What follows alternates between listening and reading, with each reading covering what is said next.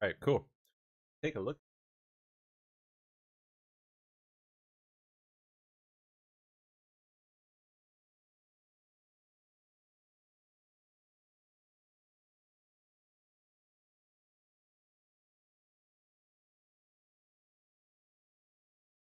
Cool.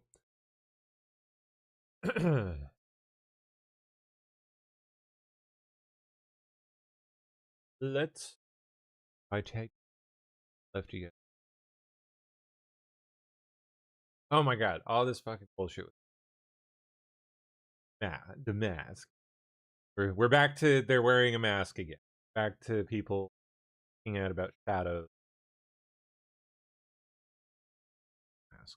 Reconfigured a number of things. I will admit that this one does look particularly like, ooh. I'm certain. What do you think? But yet again, telling you it's a shadow. It's actually two shadows. The next best move is today. Well, I agree with the general completely, with one caveat. Patience may be a little short of the real objective here. The president has time on. He's a combination of two shadows. Just gotta keep in mind that this is on a set where they have literally like probably dozens of all over the place. Different things, filling tiny areas, filling large areas, under, from side, up, from behind, that little height, like especially on TV sets. They get really crazy with in order to remove wrinkles on these people's faces, fill in shadows. Unfortunately, sometimes things go wrong working that many lights. This is like the bane of the cinematographer's existence. Kind of little stray freaking shadows like caused by a soft light up top. You can see the soft edge at the bottom there. In his hand. And a hard light coming from over there, pointing this way. So, I can't like really read. A light pointing that way, up, and it's catching his shirt collar. Keep pointing up that way, coming from the side, and it's this shirt collar right here. He's this one, this shirt collar. That's the hard edge from hard light, which is like a small source from far away, like the sun, which you go outside, you look at the shadows cast by the sun, they're hard lines. Controls the narrative, he controls the strike capabilities, you can see and the bottom edge from his chin moving, that from soft light casting down. So that movement knows that the policy he set with the blockade has had short-term that is from an overhead light and long-term effects on the regime. And I've seen this all over the place, all throughout the night, all morning today. I guarantee you're going to see it everywhere today. People of Iran. It's bullshit. It's garbage. It's just studio lighting, really shitty video quality. So he's been very astute in leveraging that time. And so I don't see. Not a mask. So enjoy that one today. Have fun. People are going to hard out over it all day long. Okay. Let's see. I guess that was all. That was long night. Pardon me. I was working all night. A little bit weird. Go over to the Toby. Serious question on your opinion. Why is Trump allowing these data infusion centers? It's I don't know that evil is quite the right word, but I'll go with necessary evil. Because I know it's a very least a people that, among other, but necessary. We need those things if we have any hope of winning the. Trust me, don't want China winning that shit, or really anyone else for that matter. If anyone's going to be winning that shit, you want it right here on our doorstep under our laws.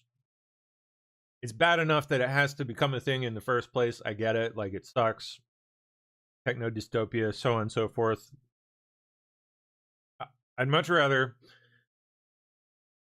we at least have legal recourse under the U.S. system than that shit be ruled and run by China. Just my take. And I'm guessing that's probably Trump's too. You don't want China heading that shit up, man. That would be bad news. Take a single look at their society and actual techno dystopia over there. The camera's literally 4 feet. Can't even walk without stumbling on one. Bad.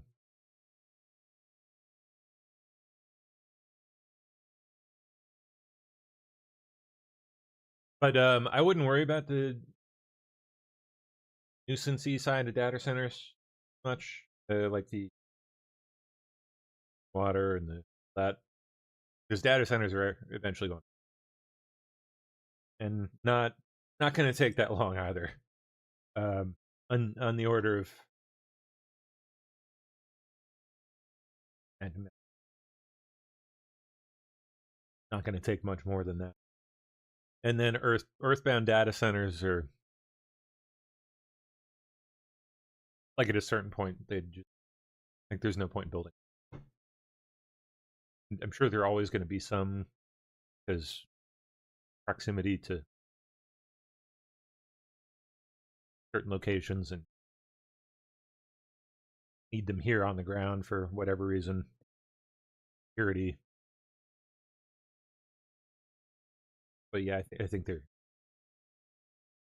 going to be moving. It's easier to cool them there. It's easier to there. Potentially power them there. At least eventually. Technology evolves enough, which won't. Great.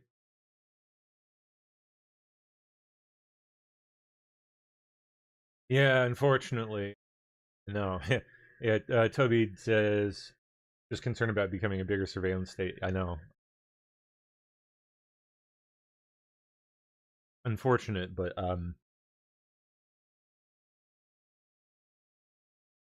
that's the general direction technology has always gone in, and will probably always go in.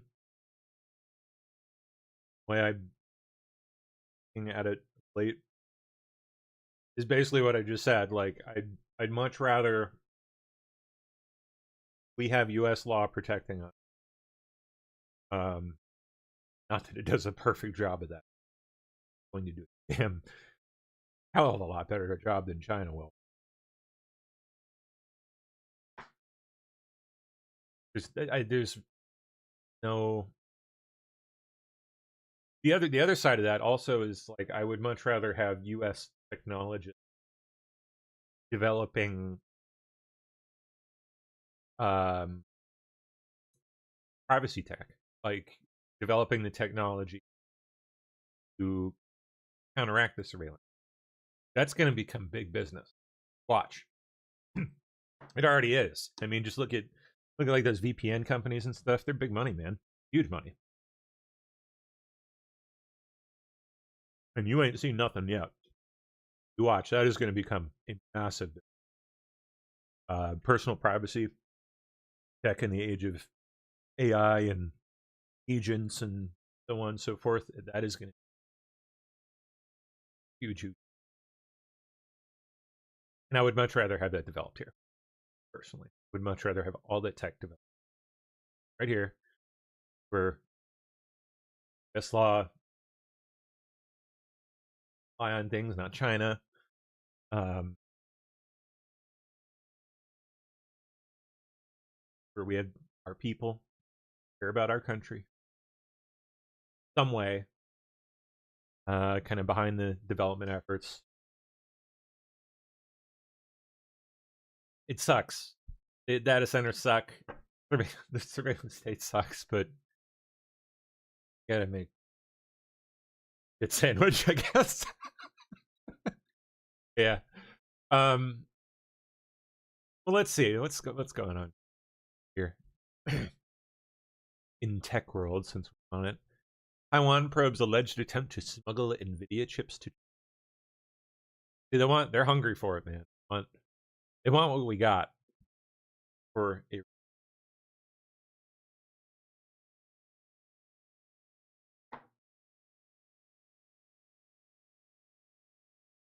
Go down to the pile for them.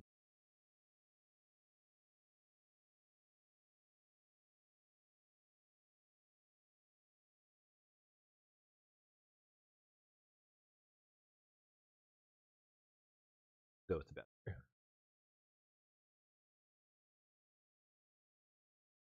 I think that was the.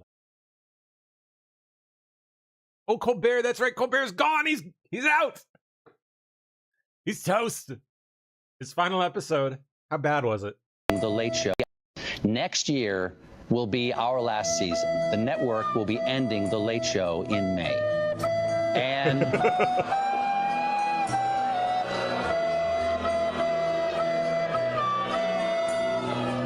yeah, I share your feeling.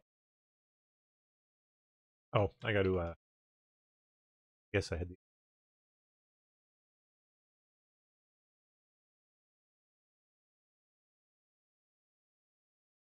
All right.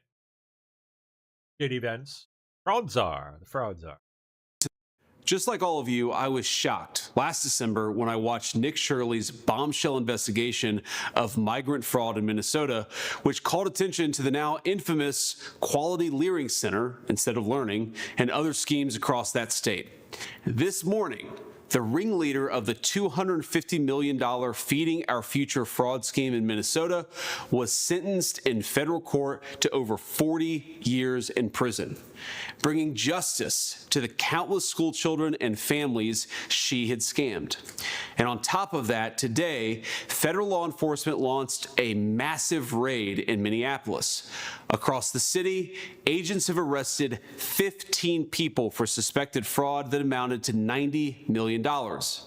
This includes two of the largest Medicaid fraud cases in Minnesota history, as well as the largest autism fraud scheme ever charged by the U.S. federal government. With this action, we're bringing justice to some of America's most vulnerable citizens and justice to the American taxpayer. In 2018, Minnesota tried to provide housing services for the homeless. They estimated that the cost of the program would be $2.5 million a year. By 2024, the program had exploded to $104 million annually, and almost all of it, was because of fraud. As a result, the state had to shut down the program and can no longer provide those services to Americans in need. So we've got homeless veterans sleeping on the streets because fraudsters got rich. But it's not just the homeless who are the victims of these fraudsters. The victims in the cases announced by DOJ today also include disabled Americans who rely on community support to live full, independent lives, and citizens for whom defrauding such programs is literally a matter of life and death. In one of the most horrifying cases charged today, a recipient who needed 24-hour care was supposed to be receiving exactly that through a Minnesota Medicaid benefit program. But he received nothing. No care, no services, nothing for months on end. And then he went quiet. For 2 days, a neighbor tried to check on him, knocking on his apartment door. Nothing. Shortly after, he was found dead. One day before this man died, The fraudster in question had tried to bill for the non-existent services, the services that if they had been provided, this man might actually be with us today. To get rich off taxpayers, even at the cost of others' lives, just as that fraudster had for many months before. This kind of behavior is sickening. It's disgusting. It's an affront to all of us as Americans. Unfortunately, it's widespread. And today we're saying clearly, no more. Our message is simple. If you're committing fraud, our task force will find you. We'll come after you, and we will not rest until justice is served. Don't defraud the American taxpayer. Don't get rich by trying to steal from them, or we are going to come after you until justice is served. That's our promise, and we're going to stick to it. Indeed. Just like all Video. Okay. For Rubio, it's revealed that there have been a positive move negotiations involving Iran. Okay.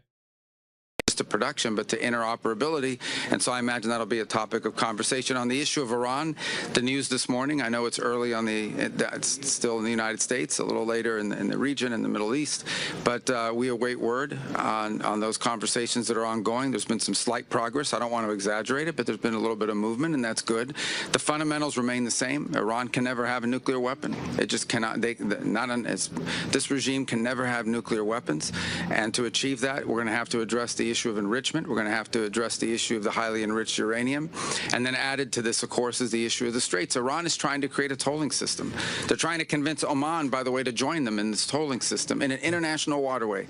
There is not a country in the world that should accept that. I don't know of a country in the world that's in favor of it except Iran, but there's no country in the world that should accept it. Right now at the United Nations, we have a resolution that is sponsored by Bahrain. We've been very involved with it. It has the highest number of that's not how international waterways work. So co-sponsors of any resolution ever before the Security Council. Unfortunately, a couple of countries on the Security Council are thinking about vetoing it. That would be lamentable. We are doing everything we can, though, to achieve the sort of global consensus that's necessary to prevent this from happening, and we're trying to use the United Nations. Let's see if the United Nations still works. That's a place that we're going to try to they don't get an outcome for, and obviously I think almost, unless of course the purpose was did not work, which maybe it was. Almost every country represented here today has signed on as a co-sponsor of that resolution, and if they haven't, I'm sure they soon will, because I don't know of anyone in the world that should be in favor of a tolling system in an international waterway. That's just not acceptable. It can't happen. If that were to happen in the Straits of Hormuz, it will happen in 5 other places around the world. Why would countries all over the world say, well, we want to do this too? Not to mention how vital and critical that strait is to every country represented here today, but frankly to countries not represented here today, particularly the Indo-Pacific. So we'll have a good meeting today. I hope it'll be productive. I expect it will be, and it'll set the groundwork for the leaders to meet in about 6 weeks. And we have a lot of work to do between now and then.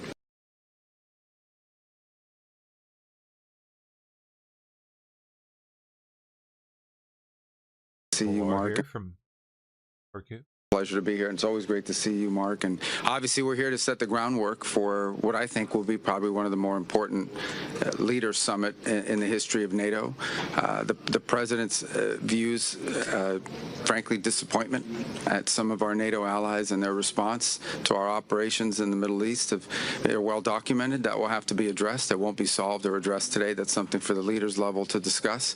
In the meantime, there are other areas where we continue with cooperation. You saw the president's announcement last night with regards to Poland and deployment. That said, obviously the United States continues to have global commitments that it needs to meet in terms of our force deployment, and that constantly requires us to re-examine where we put troops. And this is not a punitive thing. It's just something that's ongoing, and it was pre-existing, all these recent reports and tensions and so forth. So that's a process that will continue, that I think in a very positive and productive way, and collaboration with our allies can reach decisions. But in the end, you know, like any alliance, it has to be good for everyone who's involved. It has to be a clear understanding of what the expectations are.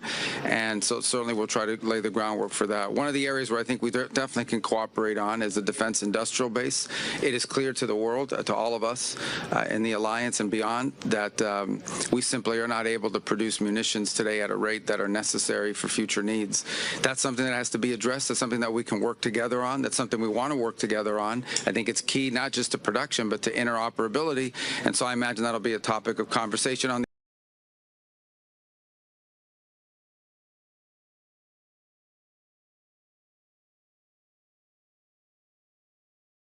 pleasure to be here, and it's always great. Oh, are you attending your son's wedding this week? Yeah, here. Might not. Are you attending your son's wedding this weekend, by the way? He'd like me to go, but it's going to be just a small little private affair, and I'm going to try and make it. I'm in the midst. I said, you know, this is not good timing for me. I have a thing called Iran and other things. That's one I can't win on. If I do attend, I get killed. If I don't attend, I get killed.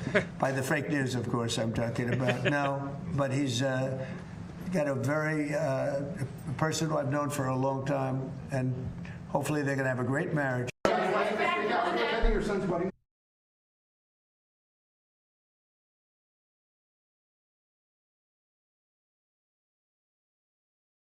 DNC Chair Ken Martin distancing himself from his party's 2024 autopsy report, declaring that the final product does not meet standards following a bruising defeat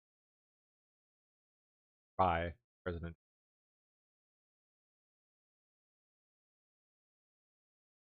As finger-pointing finishes fractured party, Martin admits the Democratic Party's brain is in trouble and terror. Calling the election loss a punch to the gut, he states he cannot, in good faith, put the DNC's stamp of approval on the findings. Apparently.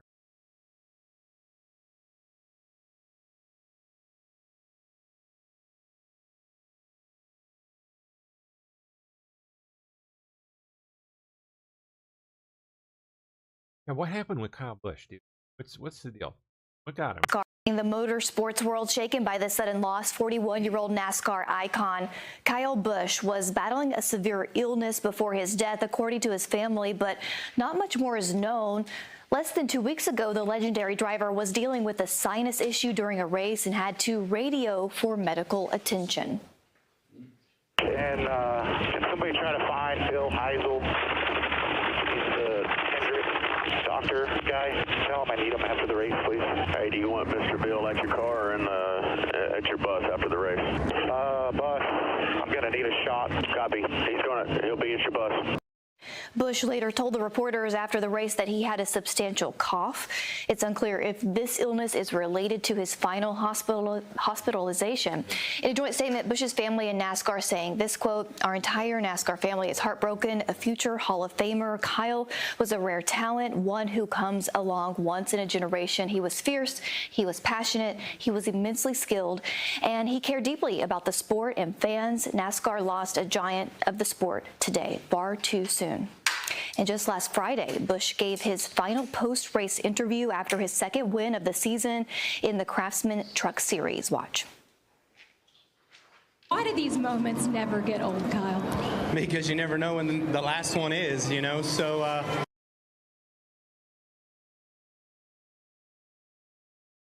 I know all too well, unfortunately, with the Cup stuff, but you know, here with the truck stuff right now is it's awesome just to be a part of Spire Motorsports.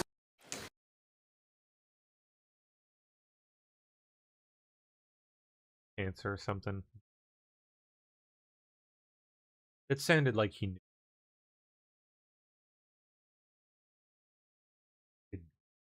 Him like trying to. In the Craftsman Truck Series. Watch.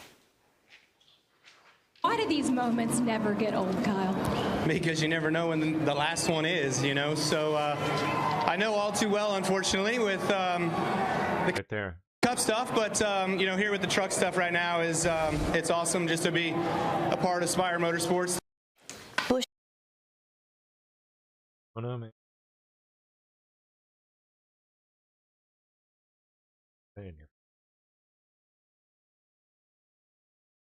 leaves behind his wife and 2 children. Just earlier this week, he took to Instagram celebrating his son's 11th birthday. In a final post before his sudden passing, calling his son the best kid on and off the track. Bush's official cause of death has not yet been released.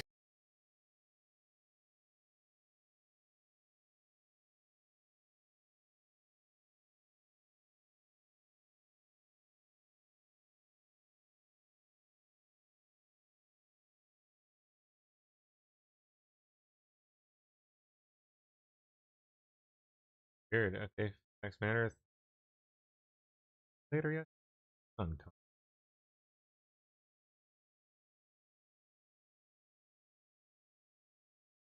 Had lung issues.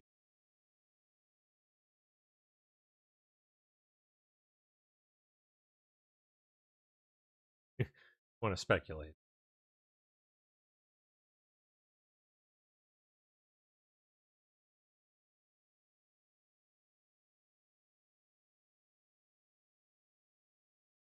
Just an 8. In the several, I hear $90 million, and it's so bad now, but that's like a drop in the bucket, right? You're saying this could be in the several billion dollar range, right? That's right, Laura. Our investigations and the culmination today in these charges against these 15 defendants is not the end in Minnesota. It's not the beginning of the end in Minnesota. It's the beginning in Minnesota of our efforts to root out the pervasive fraud upon the programs there, the state-run Medicaid programs there in Minnesota. Some of these programs started just 6 years ago with an estimate of $600,000. That would be the bill to the taxpayer. Over the course of 6 years, that bill ran up to over $400 million for some of these programs, and some of them just completely shut down because the shelves were emptied, the stores were looted, there was nothing left to go to the vulnerable patients, the needy families, the homeless in some instances who had a program for them to help them find housing. The fraudsters took the vast bulk of the money belonging to these programs. We're just getting started. We have a whole of government approach to root out the fraud in Minnesota. Broker, that this it's very obvious to any honest broker that this type of fraud escalating in Minnesota could have only happened if the people responsible for doling out the money were willfully blind to the conduct that was ongoing in Minnesota. That's obvious to anyone who looks at this with a clean slate. What I would say is this, that if Minnesota is interested in cooperating with us, then they should open their books all of these programs. Open the books and allow us to have access to the documentary evidence that we need to prove these offenses. They've not done that. One example is the SNAP program funded by USDA, millions and millions of dollars. We've asked them for those records. They're suing us to prevent us from accessing those records. It's very obvious to any honest broker that this type of fraud escalating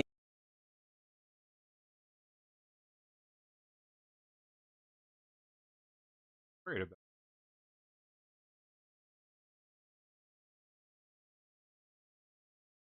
this.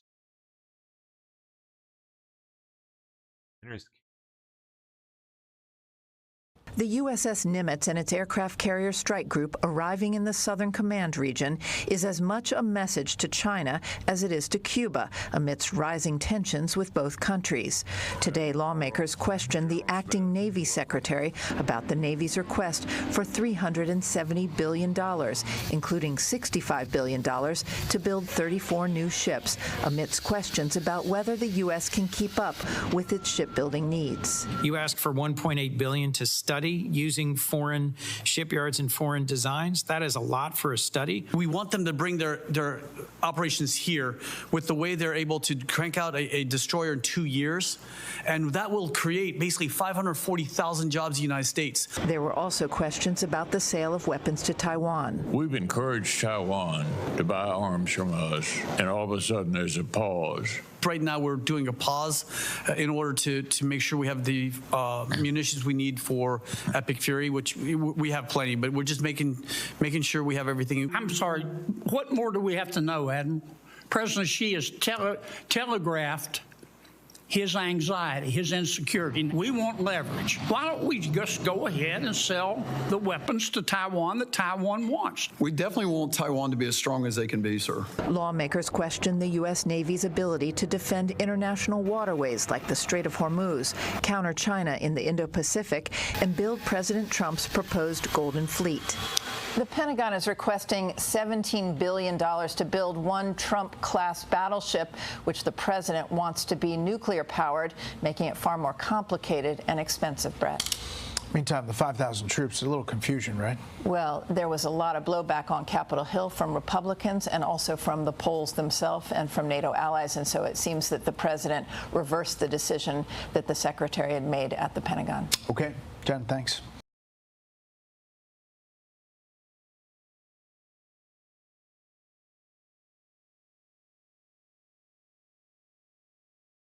This should be fun. One off, how the department expects to send a consistent and reliable demand signal to industry with one-off reconciliation cash is beyond me. Maybe you can explain. To be clear, I'm glad to see basic things like ship operations appropriately built into the fiscal 27 base. The same goes for sustainment of the F-35, even belatedly. It's good to see this critical platform's operational readiness given high priority. But requesting new procurement for this aircraft in one-time reconciliation spending is just an unnecessary risk. Also, on top of aviation, I hope you have good news on FAXX. We've seen more than a year's worth of delays and $250 million wasted on contract extensions per FAXX. Our adversaries have American air superiority in their crosshairs. Along Superiority.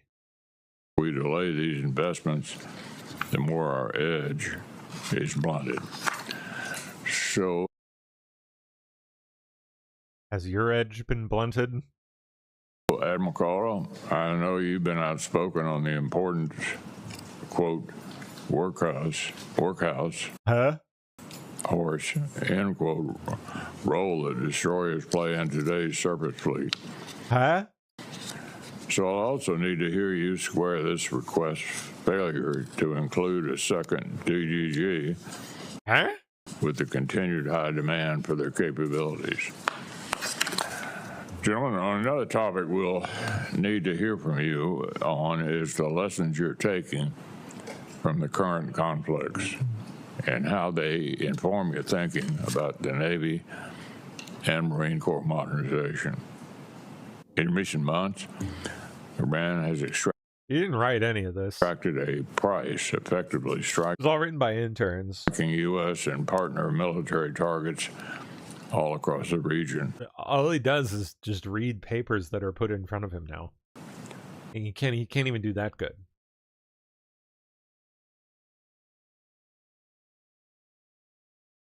Oh man, yeah. This was a thing. Some clips from this last night.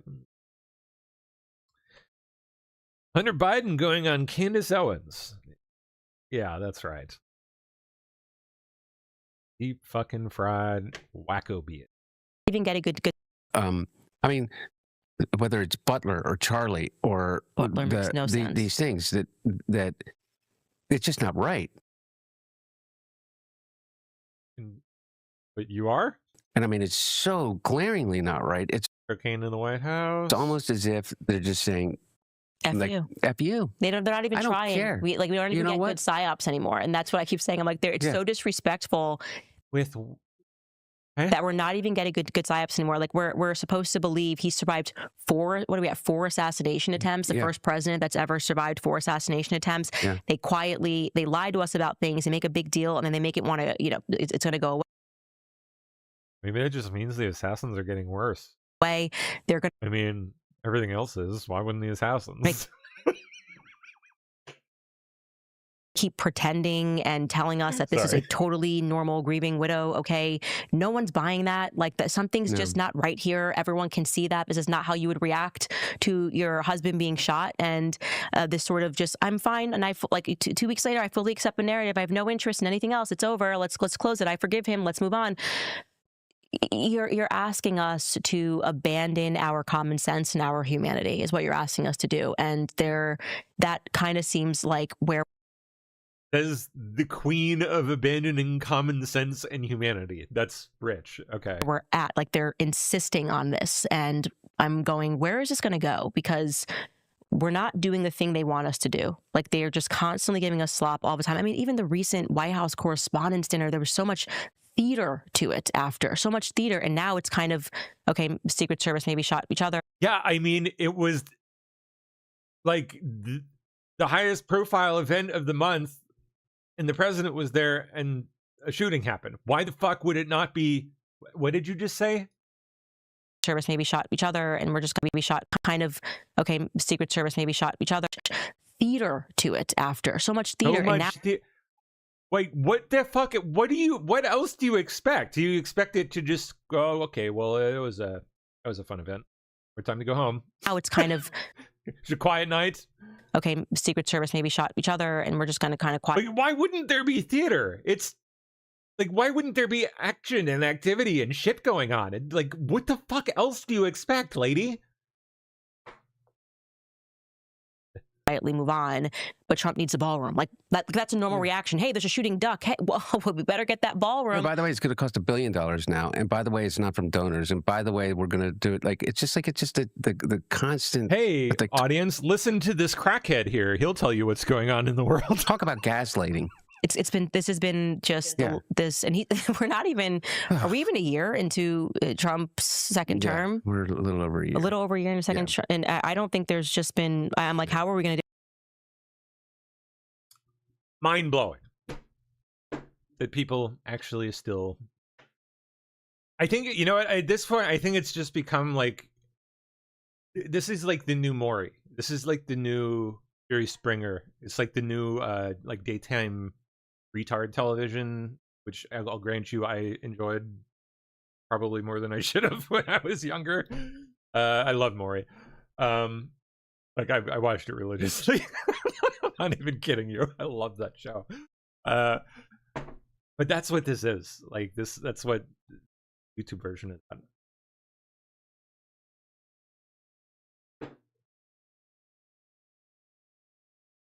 Garbage circus for the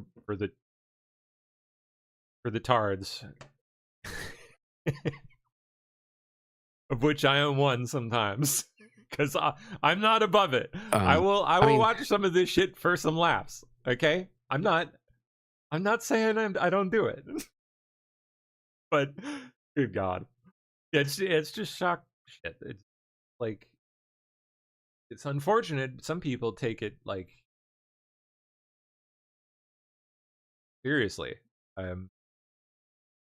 But intelligence in schools.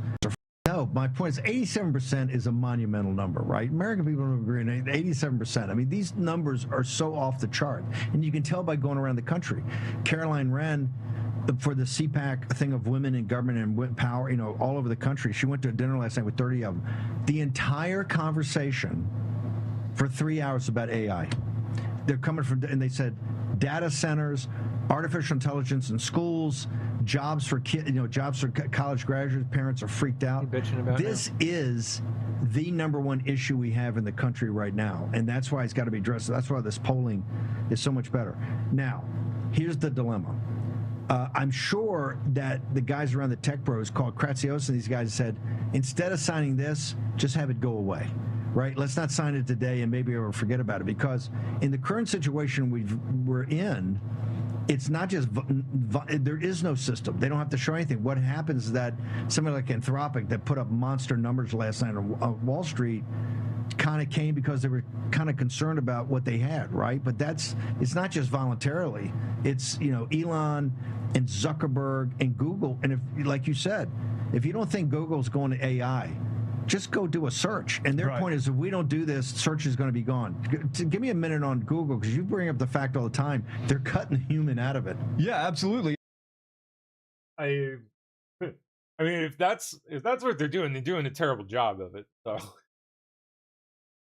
I have to say, as someone that's been following it very, very closely lately, Google is doing a shit job. I commented on this a little bit last night, and I'll do it again. But like, they're sucking horrendous. I would love to believe like there's some big Google conspiracy, but based on what I'm seeing, like, they're just like falling apart at this, fucking everything up like really badly. You want to talk OpenAI and Anthropic, and that's a different story. They're actually going places. Google is just like in it, just like kind of trying to over there in the corner. Yeah, AI, you guys, AI. Yeah. That's Google. Right now, if you go to Google, ask a question, it's very, very clear. It begins with the AI overview. It then goes down to the sponsored content, and they're beginning to actually use AI generation to kind of filter out the human content. I will say that they do have some very useful tools. Like I've talked early on about Notebook LM and how useful it was, and definitely still is. But Google's problem is like they have like freaking cool ideas for like little tools or something, and then they'll like start the idea, and it'll like they'll get the team going, and the idea will kind of get out there, and it'll start a little bit, and then like another new shiny thing will come along, and then they'll take the team off of that original idea and put them on the new idea, and then they'll put some new team of like retards on the old idea, and then the old idea will start to fall apart and suck, and eventually literally just stop working completely. I'm not kidding. Like there's this is like they've become known for this. Just tools that people have used to build things that just don't work sometimes now because they're just not maintained anymore. On the things go down, and they'll ask support about them, and it'll be like all the 24 hours support somehow eventually comes back up. Maybe they're a mess. Google used to be. I mean, I still look out. I don't trust that shit, and I'm sure there's nefarious shit going on there. But like these days, I'm far less worried about Google than other things. Like Google's just like a corporate. Like it's eating itself. Like it's become so big and retarded that it's just like eating itself alive. Like we don't even have falling apart. There's a moment of experimentation. I think maybe they pulled back on, I don't know, but they were trying to actually alter headlines. The AI would interpret the headline for the person searching it so that the person who created the content isn't even represented at the front page. Now, there was already a problem with Google Brain to begin with, right? I think people should have been asking each other and reading books anyway. But the fact that they're using these machines, they're putting machines between human beings every possible place they can. And yes, some people like it, but the vast majority of people don't. Scary. I would love to take credit for it. You hear all the time, oh, it's the fear mongers at the War Room, or it's the fear mongers at the Future of Life Institute. It's the fear mongers over at the Institute of for Family Studies. Man, I wish we could take credit for this. This people on an innate level, in their a spiritual level, in they their don't want it. lived experience, they see what's happening. People are not dumb. We happen to be on this. Reason I hired this guy 5 years ago, I said this day is coming. And it's still, the singularity's even got more to it than that, the quantum computing, all of it. But this day is coming, the biggest change in our species. And working class people and middle class people, parents, they're smart enough. They said, hey, we don't know all the details, but this thing is out of control, and we don't like the guys that are pushing it. We don't like it. They had this trial, and they say it's a technicality. They had a trial for weeks with Elon Musk testifying for 3 days. It took the jury 2 hours. We haven't gotten beyond 2 hours. Zuckerberg was 2 hours. Elon Musk was 2 hours. The one in Los Angeles was 2 hours. Is the shortest time they can do to fill out a jury box. We don't like these guys, and we don't agree with them. The American people, and Cochran's thing, when you're at 80, 85%, come on, man. We don't, even on the Warren Posse, talking about different policies, mass deportations, there's always aspects of it, right? To have things that are 87%, like, hey, yeah, maybe we should just be doing some basic safety checks here on this is phenomenal. And that's why it's going to be such a massive political issue in this midterm. So this is all, I guess, who are these fuckers that he's like interviewing? I don't know who these guys are. This seems to be like part of his big push to like try to force Trump to like sign some anti-AI bill to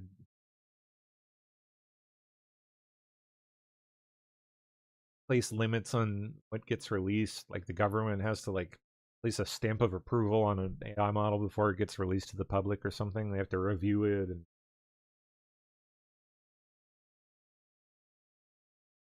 bad. I've already explained on other shows why it's fucking terrible. Fucking terrible. Really makes me scratch my head with among like a whole bunch of other things already have with Bannon. There are things I like about Steve Bannon. There are things that really make me wonder. A lot of things. This is one of them. Because that is just like it's just giving away the podium in the biggest race since like ever. Why would we do that?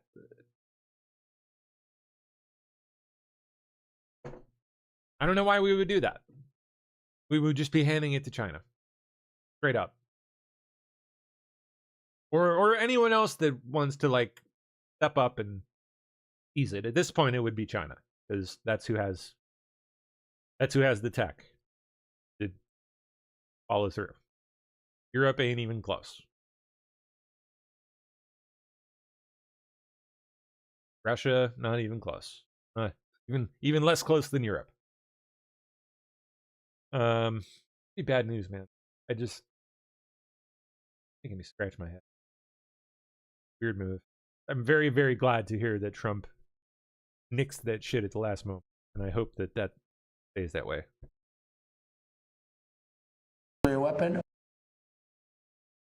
You know what? I also hope that asked about. I want to hear him. Hear Trump. Hope someone gets. Yeah, no peace deal just yet, but here in the Gulf, there's definitely a sliver of cautious optimism that they can get a deal done, and that's in part to the fact that there haven't been any sort of major escalations between the U.S. and Iran, and the fact that President Trump himself saying that talks are ongoing. We're negotiating, and we'll see. But either we're going to get it one way or the other. We're going to either make sure they don't have a nuclear weapon, or we're going to have to do something very drastic. President Trump says he's giving the negotiation process more time, and Iran says it's currently reviewing the latest proposal. We also know Pakistan is intensifying its efforts to mediate a potential peace deal, with the possibility of its army chief heading to Tehran in the near future. But at the same time, Iran is seemingly sending a very provocative message to Washington with this new map. It shows large areas of control in the Strait of Hormuz that stretch to the shores of the United Arab Emirates and Oman. Iran is now reportedly in talks with Oman over working together to control the strait and charge tolls. Well, President Trump responding to that report this way. Well, we're looking at it. We hear about it. They've negotiated. They've had a relationship with them before, and we'll see. We have total control of the Strait of Hormuz, as you know, with our blockade. The blockade's been 100% effective. Nobody's been able to get through it. We want it open. We want it free. We don't want tolls. It's international. It's an international waterway. They're not charging tolls. Now, officials here in the UAE say that the U.S. has become central to every single Gulf country's calculation. In fact, an advisor for the president here in the UAE says that before the war, Iran's nuclear program was priority 2 or 3. Now it is their #1 priority, just sort of underscoring the close ties between the U.S. and the UAE. Oversight Chairman Comer launches congressional probe into insider trading on Kalshi and Polymer. Good. Happening. Like a lot. And unfortunately, I don't know exactly what can about it.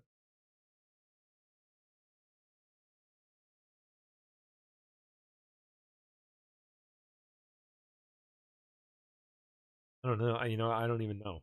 I don't even know.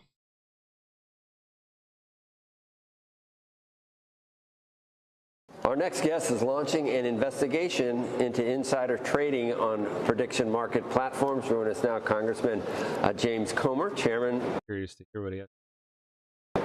Or I can just call you Congressman James. Instead of saying hi to us, Rob, put the guy's last name. Chairman of the Oversight and Committee Reform Committee. It's good to see you, Thanks for having me. People look at these things as like online casinos, betting. It's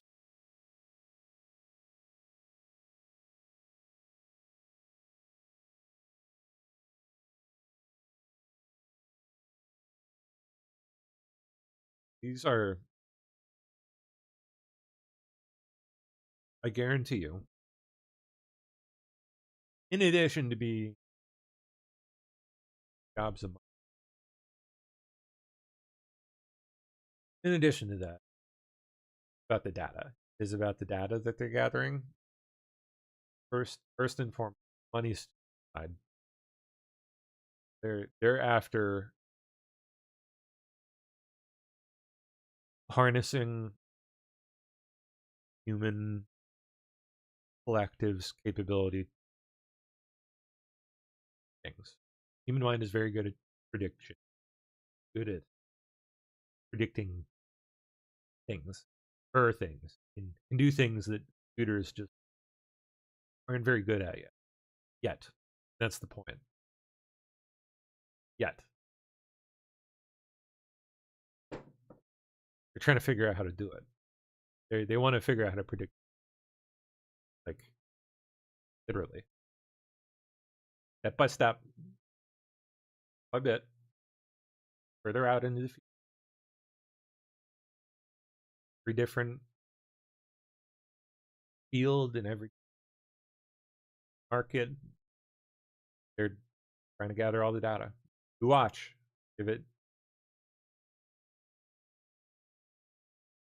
this point, you watch. I don't know how this would ever spill out into the public, but I guarantee you about that. They're trying to figure out how to predict financial markets, for one. Especially when it comes to like how financial markets react to public sentiment and stuff.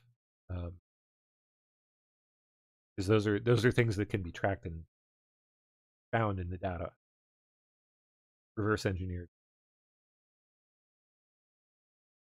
Figure out how a certain piece of news coming out affects public sentiment, which then affects how people behave and act in the market regarding a stock or commodity, whatever. They can go the other way, figure out how. how to predict what will happen in the future when a certain scenario happens, and start kind of playing the tape out further and further too. Play their cards right. That's where it'll go. But I'll bet anything that's what they're about.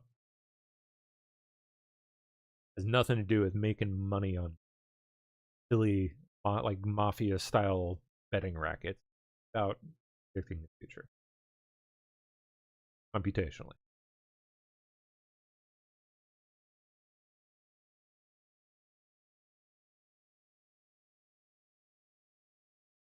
Which is fascinating and creepy. Cool. I don't know.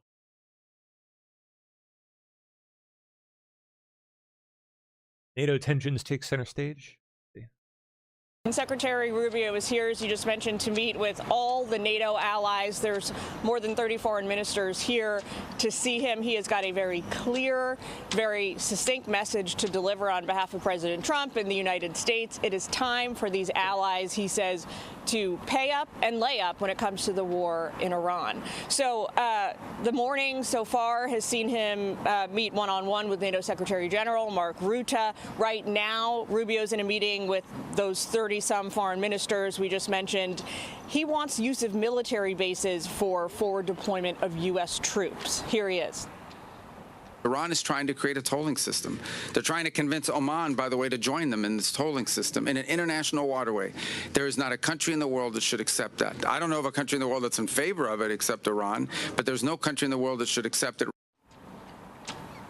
One of the things Secretary Rubio spoke about with Mark Rutte is this forward deployment of an additional 5,000 U.S. troops to Poland, something that President Trump announced overnight on Truth Social. He wrote, based on the successful election of the new president of Poland, Karol Nawrocki, who I was proud to endorse, and our relationship with him, I'm pleased to announce the U.S. will be sending an additional 5,000 troops to Poland. Now, on the tarmac yesterday in Miami, before we came here to Poland, Rubio had the crisis in Cuba very much on his mind. It's just 90 miles out from the Florida coast. He thinks the regime in Havana, he says, poses a direct threat to national security. Here's what he told Fox News.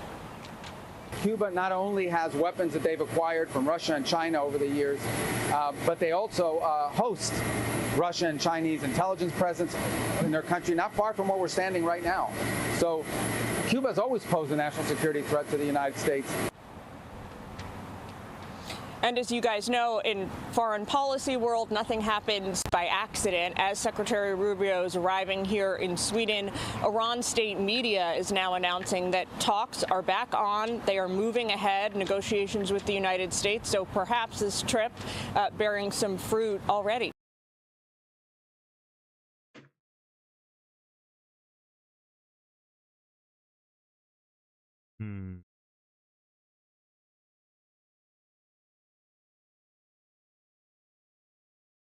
U.S. opening of a larger diplomatic hub in Greenland, met by demonstrators opposed to Trump's ambition for greater influence in the Arctic. And there will be coverage from the U.S.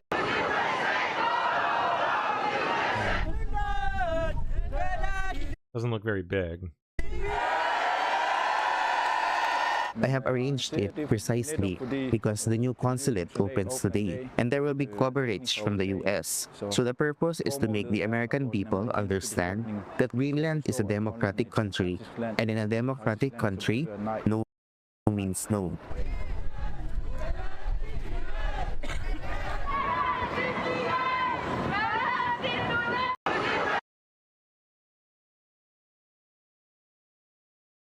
Okay. Hold a vote then. Maybe they already did. I don't know. U.S. Navy official says Taiwan arms sales on pause. So they're not arms sales to Taiwan. Put on pause to ensure American military has sufficient munitions for its around. Stalling the $14 billion weapon purchase by Taiwan.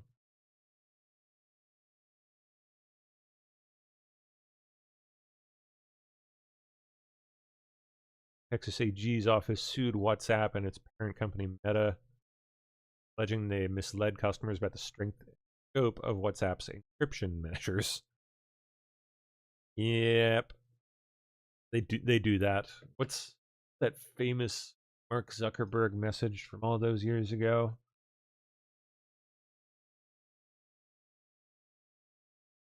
People just submitted it. I don't know why. They trust me. Dumb fucks. I have over 4,000 emails, pictures, addresses, SNS. People just submitted it. I don't know why. They trust me. Dumb fucks. That's Mark Zuckerberg. Because Mark Zuckerberg, back in the college days, like the very early Facebook days. Yeah. Somehow people still trust him when he says his app is got encrypted messaging. I'm sorry, but I guess he was right. Dumb fucks. Texas is suing WhatsApp and parent firm Meta. The state says they misled consumers over the messaging app's encryption and privacy standards. In a statement Thursday, Texas Attorney General Ken Paxton said, WhatsApp markets its services as secure and encrypted, but it does not deliver on those promises. The lawsuit says users are given false assurances that their messages are encrypted, even though Meta and WhatsApp have access to, quote, virtually all private communications on the app. A Meta spokesperson called the allegations false and said that WhatsApp cannot access people's encrypted messages. The suit seeks a court order barring access to Texans' communications without their consent. It also demands monetary penalties. The legal action cites reports about a federal probe into claims that Meta had access to unencrypted WhatsApp messages. It also refers to a whistleblower report to U.S. financial watchdogs. Paxton's office has previously filed similar claims against big companies, including one against Google. Last year, the search giant agreed to pay $1.375 billion to settle claims that it violated users' data privacy.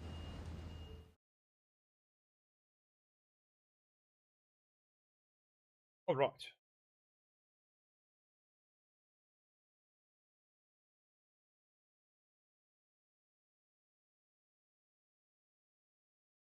Oh gosh.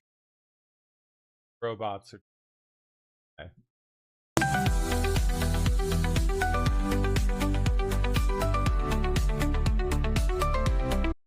What is it doing? Chips?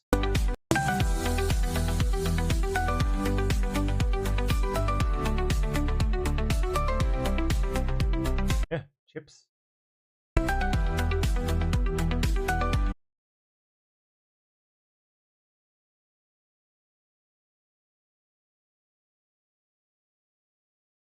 Excuse me. Taiwan probes alleged attempt to smuggle NVIDIA chips to China.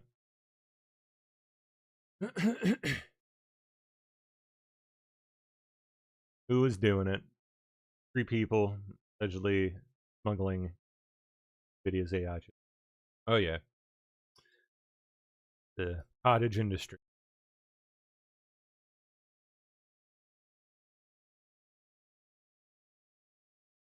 They will pay no questions asked. China. Tons of people. Huge problem. Very big problem.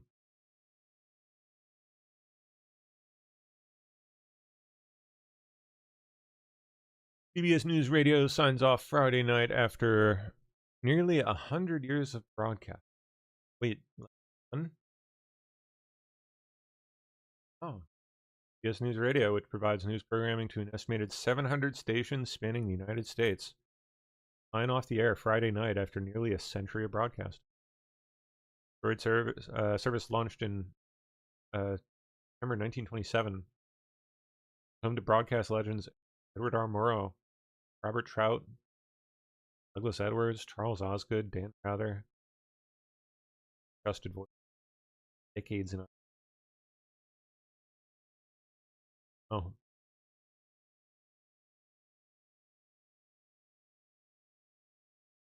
decision to shutter the radio news service was announced in March. Company citing challenging economic. Well, yeah. Theo. So.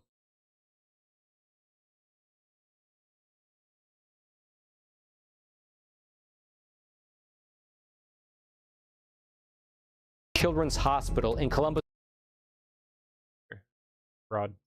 Li Chen, back in 2007, the Nationwide Children's Hospital in Columbus, Ohio, sponsored her to come here through an H-1B visa. What it revealed was that this husband and wife duo were stealing trade secrets that they had access to at this lab in Ohio related to exosomes. Exosomes play a key role in the research, identification, and treatment of a range of medical conditions, including necrotizing enterocolitis, a condition found in premature babies, liver fibrosis, and liver cancer. Court documents detail that Chen conspired to steal and then monetize one of the trade secrets by creating and selling exosome isolation kits.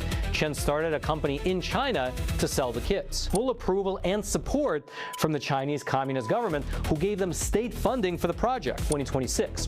However, the DOJ decided that this was not enough. Ms. Li Chen and Mr. Yu Zhou are now part of the few, the shameful, the denaturalized.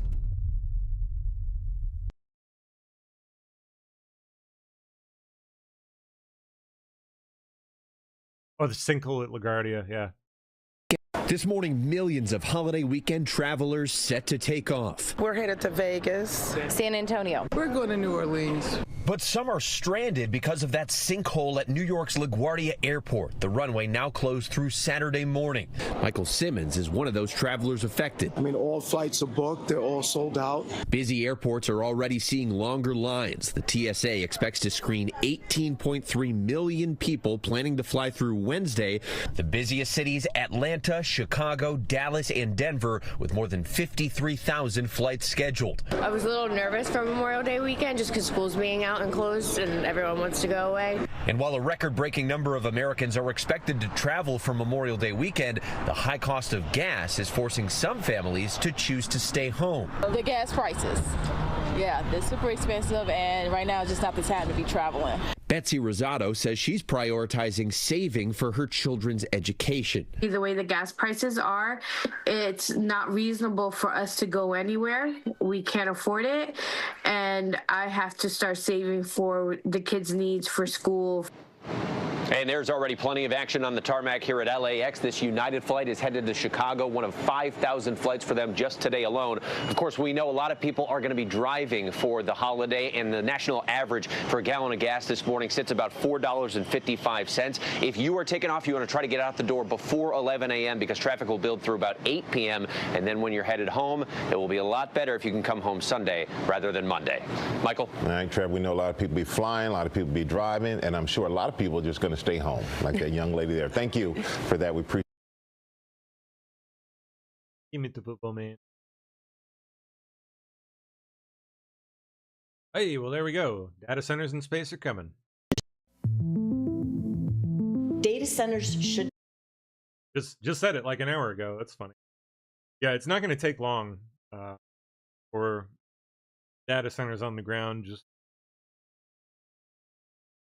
be in space. AI compute should be in space.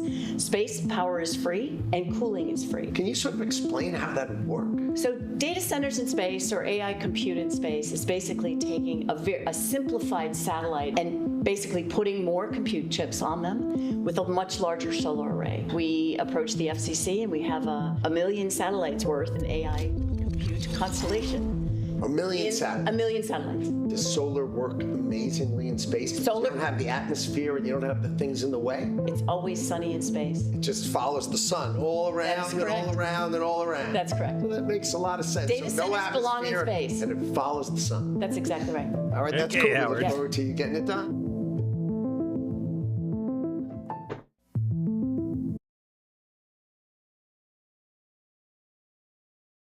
Yeah, I don't think it's going to take long.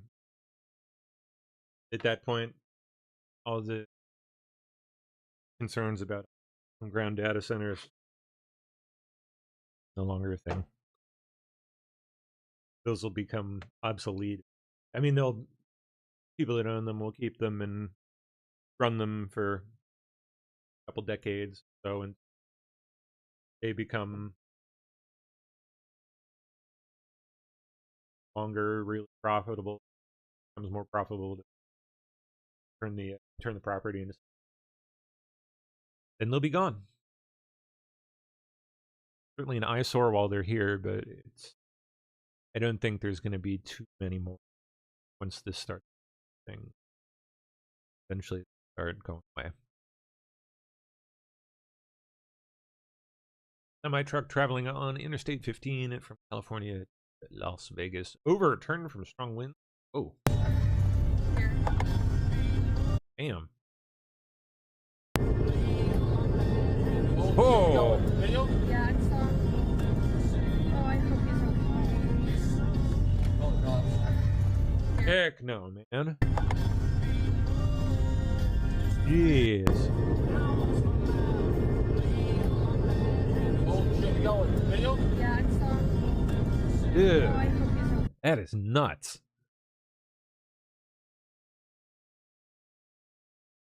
Oh, Mr. Gibson is back, huh? Is he really? When's it coming out? 2 parts? He's doing it in 2 parts, huh? Interesting. Alleged, you know, highly questionable. I don't know who this guy is. I don't trust it. He bullshit claims about Mel Gibson every other day. Full of crap. I know he is working on film. That's definitely a thing. But I don't know if any of this kind of release date.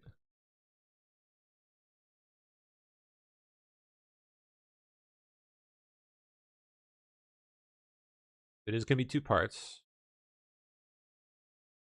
Get a release date. Previously scheduled to release March 2027. Now scheduled to be released May 2020. Okay, the date's right.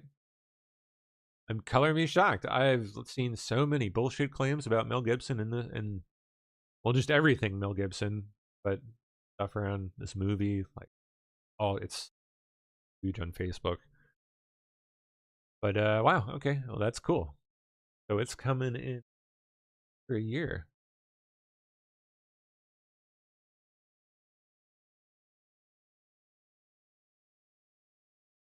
Pentagon allegedly is more declassified UFO files. Oh, really? What, today? Or is this just the old stuff? No, we got another batch. Oh, here we go. All right, well, let's see it. What do we get this time? They were declassified by yes, more of the same. We got an exclusive first look. This morning, the GMA exclusive, more than 50 videos and other documents detailing strange objects in the sky, many of which the military can't explain, released in the second batch of the Pentagon's so-called UFO files. Hey, go back to that one. Go back to what that'll get it. That actually looked kind of interesting. Go back to that. Pentagon's so-called UFO. No, go back to that. Can't explain, released in the second batch of the Pentagon's so-called UFO files. That's definitely a pretty interesting one.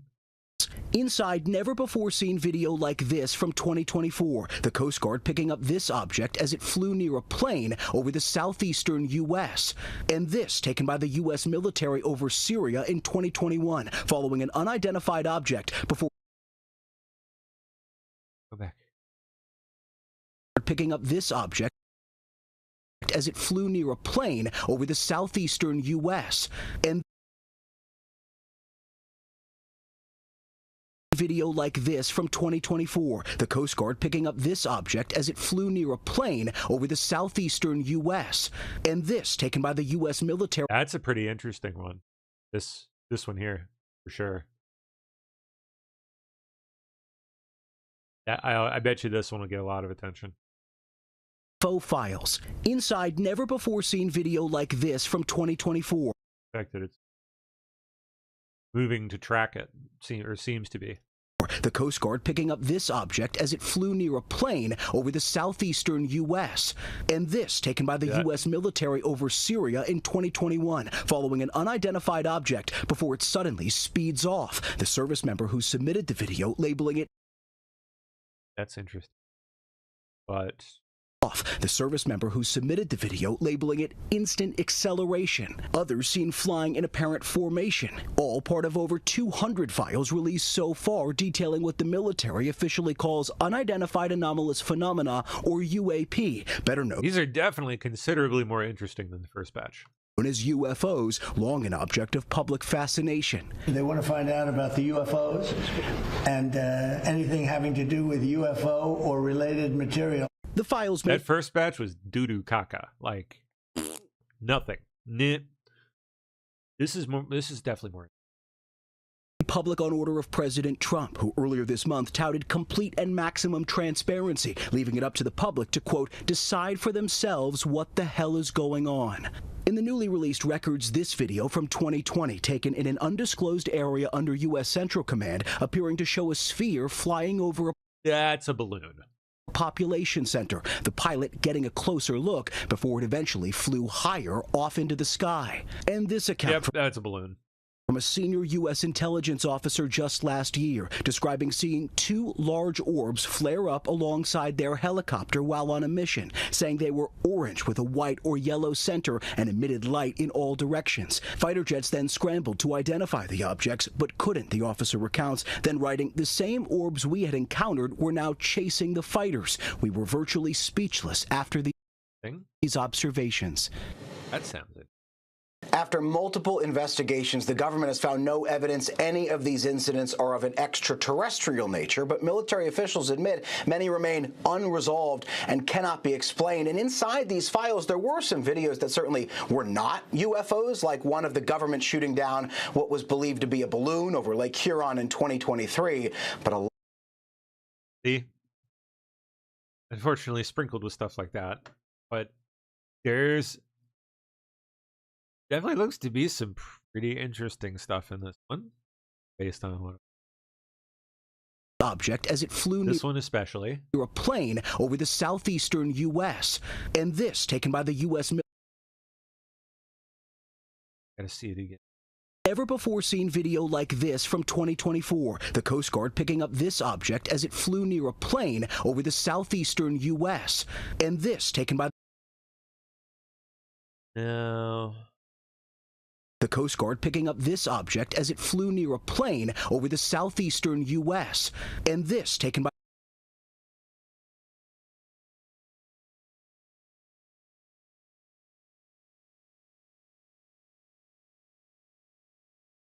wonder where roughly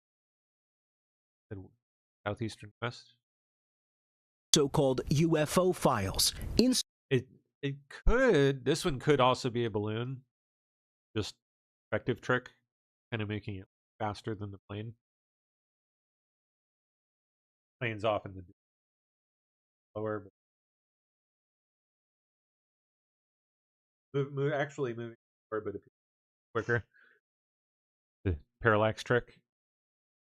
Inside never-before-seen video like this from 2024, the Coast Guard picking up this object as it flew near a plane over the southeastern U.S. And this taken by that's possible. By the U.S. military over Syria in 2021, following an unidentified object before it suddenly speeds off. The service member who submitted the video labeling it instant. Wish the fine details were a little bit easier to make out there. Taken by the it's hard to tell if the ground's moving or not here. U.S. military over or like which direction it's moving. Syria in 2021, following an unidentified object to shift directions here. Before it suddenly speeds off. Right. The service member who submitted the video labeling see the it instant acceleration. Something weird about that one. Before it suddenly speeds off. The service member who submitted the video labeling it instant acceleration. 200 files released so far detailing what the military officially calls unidentified anomalous phenomena, or UAP, better known as UFOs, long an object of public fascination. They want to find out about that one. Looks pretty interesting too. Yeah, looks to be like one of the triangles, right? Better known as UFOs, long an object of public fascination. Yeah. They want to find out about. Okay. Well, I guess there's probably more to come from that today. I think it's something like 50, more than 50 videos. So.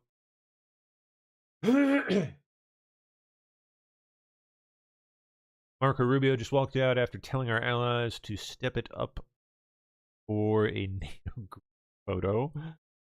Cringe.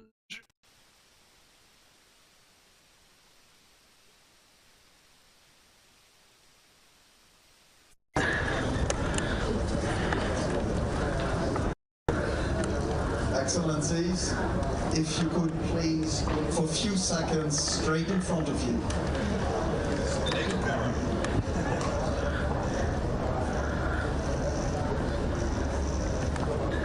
Excellencies. Thank you very much. Thank you. Here. Say poo poo pee pee. Say poo poo pee pee. Poo poo pee pee. Leaders Summit in the history of probably one of the more important Leaders Summit in the history of NATO. The President's views, frankly, disappointment at some of our NATO allies and their response to our operations in the Middle East are well documented. That will have to be addressed. That won't be solved or addressed today. That's something for the leaders level to discuss. In the meantime, there are other areas where we continue with cooperation. You saw the President's announcement last night with regards to Poland and deployment. That said, obviously the United States continues to have global commitments that it needs to meet in terms of our force deployment, and that constantly requires us to re-examine where we put troops. And this is not a punitive thing. It's just something that's ongoing, and it was pre-existing, all these recent reports and tensions and so forth. So that's a process that will continue, that I think in a very positive and productive way, and collaboration with our allies can reach decisions. But in the end, you know, like any alliance, it has to be good for everyone who's involved. It has to be a clear understanding of what the expectations are. And so certainly we'll try to lay the groundwork for that. One of the areas where I think we definitely can cooperate on is the defense industrial base. And then added to this, of course, is the issue of the Straits. Iran is trying to create a tolling system. They're trying to convince Oman, by the way, to join them in this tolling system in an international waterway. There is not a country in the world that should accept that. I don't know of a country in the world that's in favor of it except Iran, but there's no country in the world that should accept it. Right now at the United Nations, we have a resolution that is sponsored by Bahrain. We've been very involved with it. It has the highest number of co-sponsors of any resolution ever before the Security Council. Unfortunately, a couple of countries on the Security Council are thinking about vetoing it. That would be lamentable. We are doing everything we can, though, to achieve the sort of global consensus that's necessary to prevent this from happening, and we're trying to use the United Nations. Let's see if the United Nations still works. That's a place that we're going to try to get an outcome for. And obviously, I think almost every country represented here today has signed on as a co-sponsor of that resolution, and if they haven't, I'm sure they soon will. Acceptable. It can't happen. Tolling system in an international waterway. Governor of Louisiana and special envoy to Greenland. Pardon me. That there are political leaders either in Northern Europe or in NATO or in Greenland who are maybe warming to the idea of what President Trump is talking about? I don't know. That's a great question. I really and truly, I think that the most pressure that we felt from a pushback didn't come from Greenlanders, but basically came from the Danes, which is simply disturbing and disappointing. I think it's time for them to get to the table and let's get a deal done. I mean, look, here's the problem in Greenland. 50 50% of the people are on government jobs. And it's not like if you speak out in favor of the USA publicly and you lose your job, it's not like you can literally drive to the next town. These towns are separated by islands. Greenland is like it's one island inside of 1,000 or with 1,000 other islands inside of it. And that's the important thing to remember. But look, I think the 3 days that I spent there were very eye-opening. It was a great opportunity, and I think there is a deal that can be made there. And it's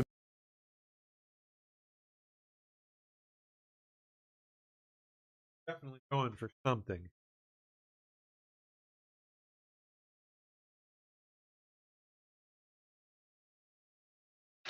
I don't think, personally, that involves it.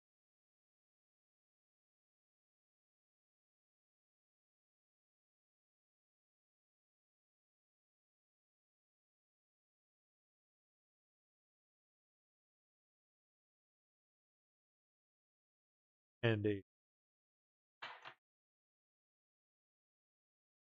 negotiating from which will eventually to something more in the middle. You'll see. Just watch. They're going to be making some kind of deal to do with resource placement in further U.S. military.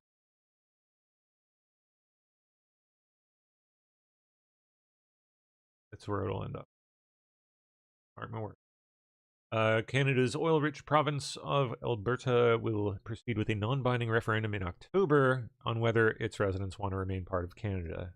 This considerably more regarding external land mass joining the U.S. Alberta's future will be decided by Albertans. Canada's oil-rich province of Alberta will hold a non-binding referendum on whether to remain part of the country. That was according to Province Premier Danielle Smith on Thursday. The vote in October cannot immediately separate Alberta from Canada. Instead, Smith said residents will be asked this question. Should Alberta remain a province of Canada? Or should the government of Alberta commence the legal process required under the Canadian Constitution to hold a binding provincial referendum on whether or not Alberta should separate from Canada? The announcement follows months of campaigning by separatists, though they expressed anger that this would only be a referendum on whether to have a referendum. Even so, it will be the first time a province outside Quebec has put the question of separation to voters. Polls show only about 1/3 of Albertans support leaving Canada, but the vote risks deepening divisions as Prime Minister Mark Carney works to keep the country united amid U.S. tariffs and trade talks. While calling for change, Smith stressed her loyalty to Canada and said she would vote against separation. I am fiercely loyal to both Alberta and Canada, but I truly believe our country is so much stronger and more prosperous when we respect the rights of provinces and empower them to govern themselves with minimal federal interference. Okay. I guess we'll see about that, won't we, lady?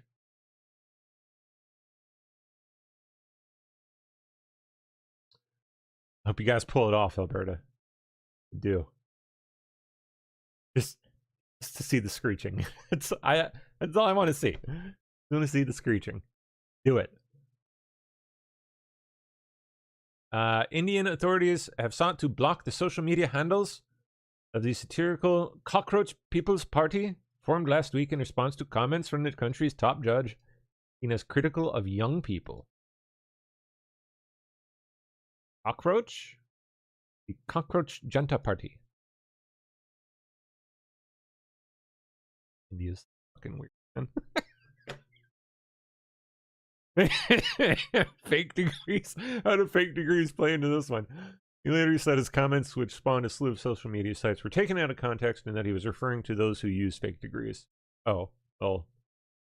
Yeah. They like to do that.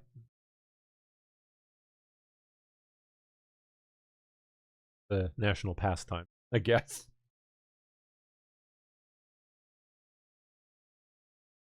Rep Ilhanumar. What now? those for trying to give $1.4 million to an address that turned out to be the Gala restaurant. So we are here at Sagel Restaurant. Sagel, whatever. It says they are open. That's exciting. I'm about to make your blood boil. I thought the restaurant was closed because the door below the restaurant sign was locked, but that's where the CRCC is located. Ilhan Omar and her asshole friends have received $400,000 multiple times from taxpayers. That CCRC got $400,000 for safety outreach, another $400,000 contract for sexual assault survivors, a total of $800,000 in a contract for American Indian workforce development. You think we could hit $30 million if we add up all of the money that this CRCC has gotten? There's currently pending approval for a $1 million contract. They are also a key partner in the Rapid Response Fund to help people who were affected by ICE. A part of a $10 million package is going back to their pockets. I make YouTube videos. I'm like a food vlogger. I was wondering, what do you recommend on the menu?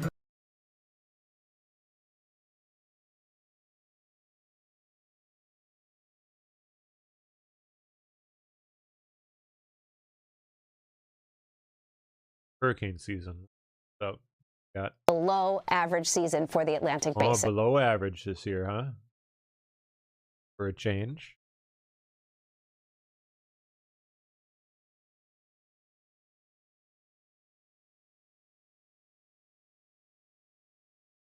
UK police prepared to probe former Prince Andrew, sexual misconduct claim. What, another one now? Okay.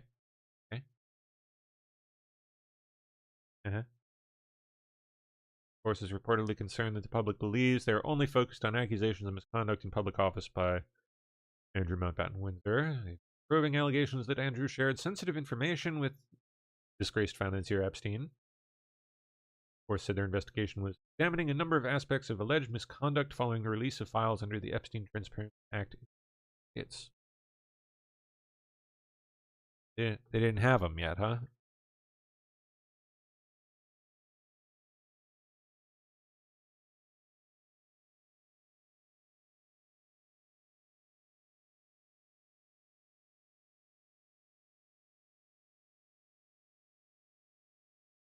Trump, a shocking NATO reversal. Oh yeah, the Poland thing. Sending 5,000 troops to Poland after threatening to pull out. What's the end game? Indeed. Just days after the Pentagon. I'm not really sure what's going on. Let's see. President Trump just shocked NATO allies. He's sending 5,000 more troops to Poland, just days after the Pentagon abruptly halted a major deployment. It's a dramatic U-turn from President Trump's push to punish NATO allies for what he sees as weak support in the Iran war. The announcement came with few details. Trump is pointing to Poland's new nationalist president. But let's rewind. Trump's frustration with NATO is no secret. He threatened to pull troops from Germany and even floated cutting thousands more from Europe. This came after a blistering exchange with German Chancellor Merz, who accused the US of being humiliated by Iran. But NATO chief Mark Rutte has a new play, dangling defense deals that benefit the US. He's pushing to scale up European defense production and spending, an economic carrot Trump can't ignore. And that could spark a new battle. Pressuring allies to buy more from the US could open a rift with the EU. Brussels has been pushing hard to favour European defence firms in its programmes. Troops in Poland is a win for NATO, but keeping Trump on board is the real war, and it comes with a price.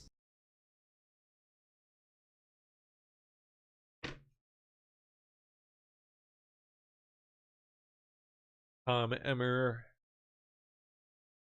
talking about the in Minnesota. Thank God that the national press, and I would give President Trump credit for making this a national story.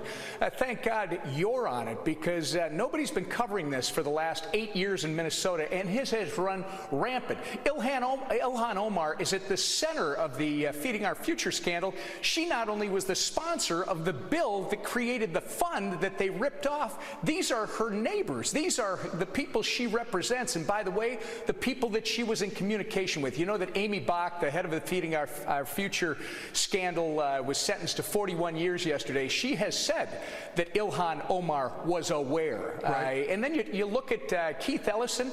This guy was literally working with Somali fraudsters to frustrate investigations in return for campaign donation. It's been shown, Charlie. And Tim Walz, you can't tell us that he did not know what was going on right under his nose for in Minnesota. Thank God that the national... President Trump just shocked NATO allies.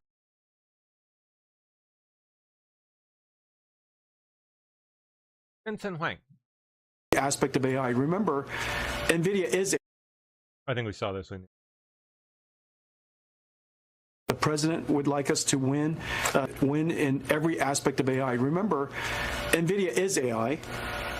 And the reason we're part of the AI industry, AI is a five-layer cake, and it includes energy and chips, infrastructure, models, and then the applications that run on top. The United States has to be absolutely certain and determined to lead the world in every aspect, every layer of that five-layer cake. From energy, of course, from chips, of course, and so all of these five layers are part of the new AI. It will be China. They're literally sitting at our tail. Every step of the way, every one of those. And in certain cases, manufacturing, obviously, ahead of the game. Industry. The president has been very clear. He would like NVIDIA to, on the one hand, make sure that American technology and American companies have the benefit of the latest of NVIDIA and the most of NVIDIA, and that's surely the case. He's been very clear that he would like American companies to win around the world. Winning around the world allows us to, one, export, generate revenues for the country, bring back tax dollars for the country, create jobs in America. It allows us also to diffuse and spread the American technology stack around the world so that the rest of the world can be built on top of American technology and standards. And so he's been very clear about that.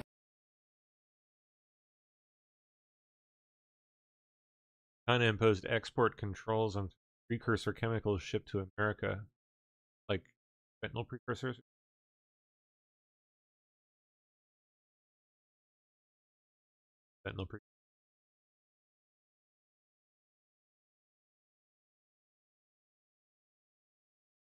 Kevin Hassett, director, praised Kevin Warsh ahead of his swearing-in right today. Going on today. Roots. I went back, and I know you guys did, and I read just his testimony at his confirmation hearing, and I just agreed with everything that he said.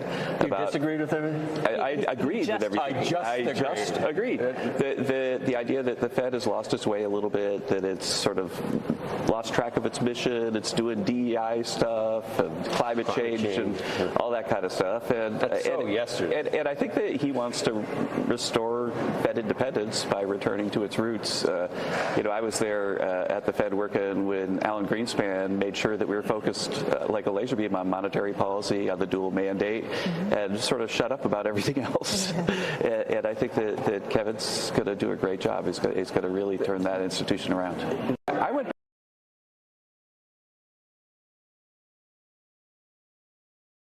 Trump delays signing executive order on AI, so we finally get. I didn't like certain aspects of it, he said Thursday. I postponed it. We're leading China, we're leading everybody, and I don't want to do anything that's going to get in the way of that. Glad he stopped it at the last second, because it would have been the wrong.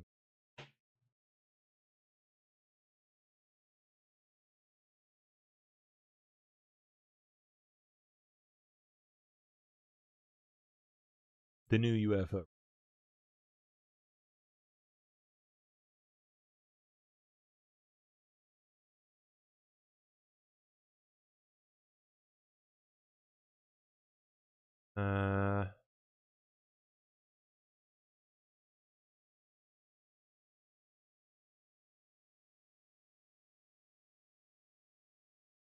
Okay, quite a few files. Good.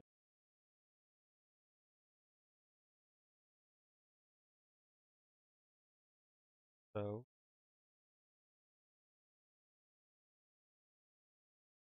for people to go through down to like 8 minutes. So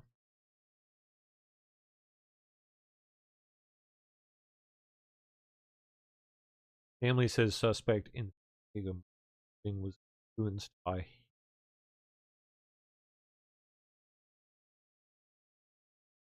such as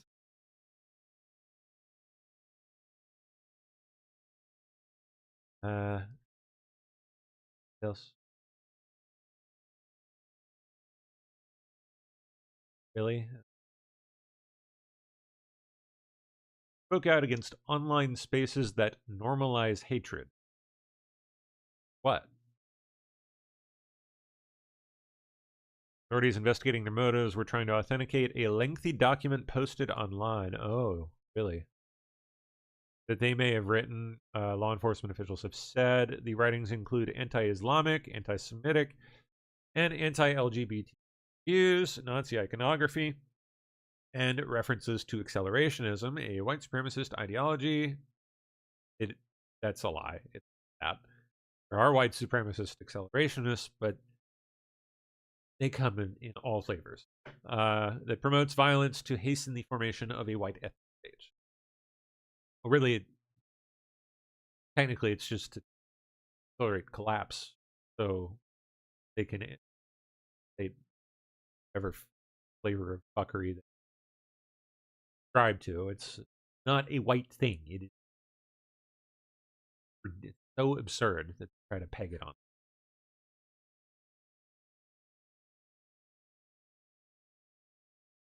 Family said that Vasquez's beliefs do not align with their own, stand firmly against the ideology and actions that led to this tragedy. Our son was on the autism spectrum, and it is painfully clear to us now that he struggled not only with accepting parts of his own identity, but also grew to resent them. Like what?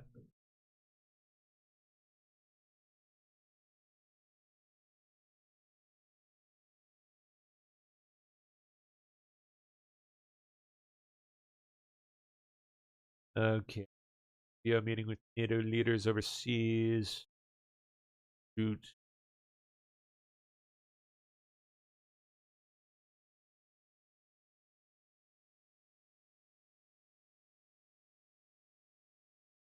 Huh. GOP congressman missing from Congress since March confirms he has an illness of the mind. Says he will seek re-election. Well, been sick, buddy. What's going on? What happened? On the road to a full recovery. I'm glad. From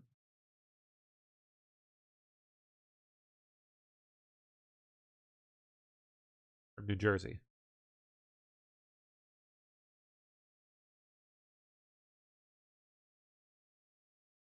Pakistan's Chief Field Marshal Asim Munir is on the way to Tehran. An attempt to close the deal between the U.S. and Iran to end the war. Pakistani source tells me. Deal who killed Osama bin Laden. Oh. Yeah. Just eviscerated main Democratic Senate candidate Graham Plattner, this wacko, for disgustingly saying that American troops should have been killed by the Taliban. I don't understand. Not all he said either.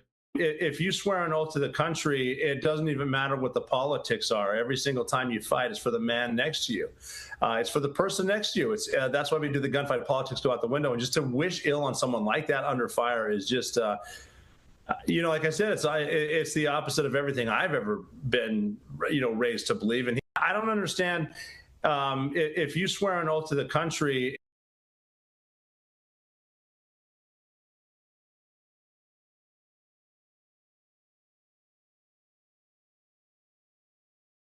Rounds of storms expected to slam the South through Memorial Day weekend. Yep.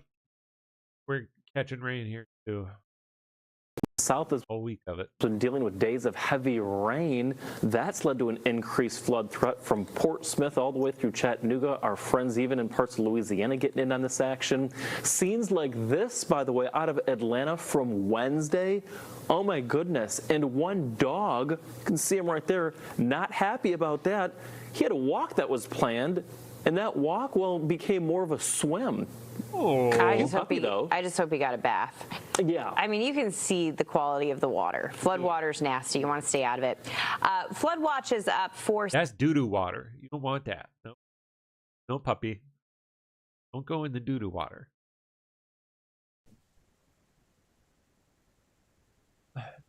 Inside look at critical infrastructure damage driving the Kennedy Center's historic revitalization. Deserves to be revitalized. Today, the Washington Examiner was able to participate in a tour of the Trump Kennedy Center. Let's go take a look inside. This is the same tour that a lot of lawmakers and potential donors to the construction project have been able to take. We have to shut down the main entrance to the facility to do this 2 to 3 month long project just to address what you're looking at here. Oh. You know, you're talking about replacing curbs, replacing asphalt, not just addressing what you see here. You're rebuilding what's on top of the structure as well. The tour takes you through the bottom of the center, takes you through to see some of the water damage that has happened in the building, and takes you through a lot of the areas. The bottom of the center takes you through to see some of the water damage that has happened in the building, and takes you through a lot of the areas that will be targeted during the construction project. I'm Molly Parks with the Washington Examiner. Today.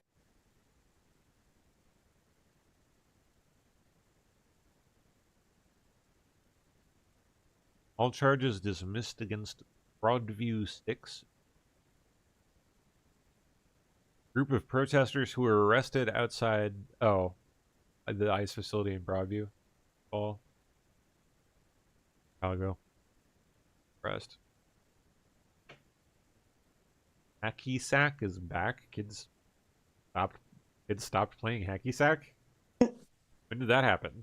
His brother Hugh Zimmerman, and their friends and teammates. Gavin, I'm going to butcher your last name. Berezanski. Berezanski and Michael King. Gentlemen, welcome to the program. How's it going? Thank you. So this is a 90s thing. Why are you young folks doing this now? This was a huge thing when I was a kid. I mean, it just became a trend like probably a month and a half ago, and what? It's just staying like spread sack. It stopped? Sack, not hate. So everybody's just been spreading kindness, and it's all positive. Nice. I love it. Why do you think you guys? I mean, hacky sack's about as basic. It's just a beanball and like. So why is it so appealing? I think it's more of the creativity of it, and not more. Okay, do it. I want to see. I haven't seen this in years. Please. Skills. Oh, wow. Amazing. Oh my gosh. Wow. Boy, that brings Amazing. back memories. And Oh my gosh. They're good. Wow. Who's the best? I don't know. We all got our own skills. Oh, she's up. Oh. I almost said. Can we get in? Yeah. All right, let's do it. Oh no, this is not going to. This is not going to. Let's do it. You ready? Oh, okay. Ready? Catch on your chest and then throw it up. Oh, she did. Not bad. She actually did And it. Michael, you're doing it in sandals. Yep. That's really impressive. Oh, That's how She mine gave it a goes. kick. That's how it Let's goes. see if I can kick it. There you go. Oh, he did Nice. Nice. Oh, Yeah. good. And what are some tips for the people at home? Honestly, really just like it's keep more- Oh, he's good. There you go, kid. Crazy. He is good. Oh, yeah. Oh. And you're doing Good. God, how much fun that used to be. Man, how you doing? Hello. Good. I used to love to watch the boys play that shit. It was so funny. I'd just sit there and roll while their friends play it. Yep. Yeah, those are the days. Skills, got skills. Yep.